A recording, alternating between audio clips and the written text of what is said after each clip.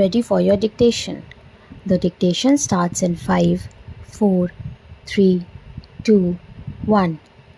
Sir, I would like to make a few observations so that the Honorable Minister will make a note about the way in which these institutions are being run.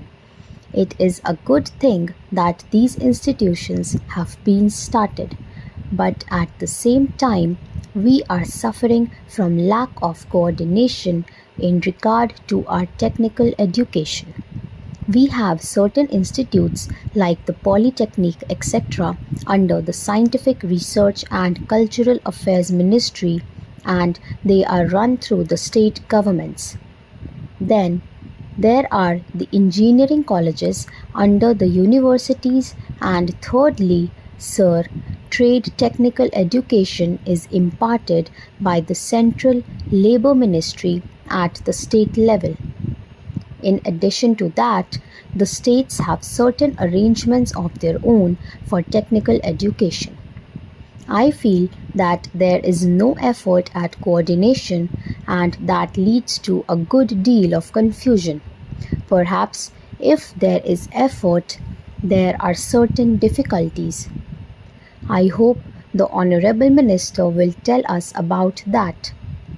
I would also like to suggest that even in these 4 institutions, as for some time the medium of instruction would be English, for emotional integration an attempt should be made to take a few students from the neighboring region or other regions on a reciprocal basis. Otherwise, these institutes will themselves be developing, as was hinted by the previous speaker, some regional consciousness. There is great difficulty, sir, with regard to technical personnel for teaching, and I am not aware in what way these institutes will be staffed. Perhaps some foreigners will be brought in, but at the same time, with the arrangements existing at present for taking technical help from different countries, Russia, UK, USA, and Germany, I do not know whether there will be special courses provided in these institutes. For the teaching staff from those different countries, what arrangements are there, one does not know.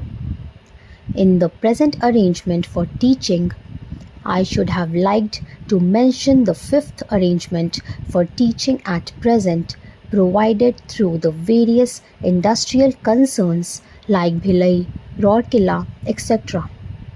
All these big concerns have their big technical schools, and they take their students for postgraduate work, also for research work.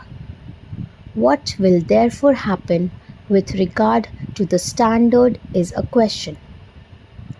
Sir, we are not at all sure in our country about the correct use of terms.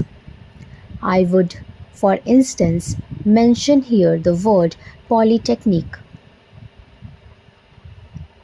They have one school, and even if there is arrangement for starting another subject, no effort is made, and no sooner they feel they should give guarantee of some sort of technical education without proper inquiries with regard to the possibilities for employment and the various mineral resources, etc., and the basic education that should enable the students to enter the polytechnics, to have the training where it is available, these polytechnics are started. Similarly, there is some confusion about the use of the word university. We have the Roorkee University for one subject, namely engineering. So it seems there is going to be one university for one faculty. We have one music university also in Madhya Pradesh. We are going to start I am told perhaps a university only for agriculture. So, if these institutes are there, which term seems to be really the appropriate word in place of these one faculty universities? I think the Honorable Minister should take the initiative in determining what should be the exact connotation of these terms. Otherwise, one day, as was pointed out, there will be perfect confusion. There comes also the question of the recognition of the degree given by these institutes. Of course, if the training with the special facilities available and the specially recruited staff available is of a high standard, naturally people would be very anxious to recruit the people who have passed out from here. In the beginning, there will not be any trouble with regard to making use of the graduates turned out from there.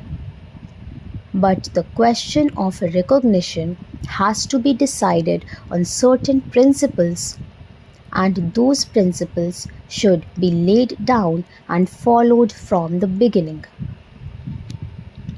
Now, I would like also to mention the question about scholarships. It was pointed out that certain scholarships, especially to the children of the working class, should be given. I would like to point out here that there is already provision for that and it is not something new. What I would like to stress is that scholarships should be in larger numbers. The scholarships do not seem to be adequate for the rising standard of living and the cost of living. The scholarships that are given do not meet half the need. There is yet another matter which the Honorable Minister is the proper person to inquire about, and that is the merit scholarships that are available in different states to students for technical subjects or to other students who pass with very high marks are not given by the states if they read outside the state.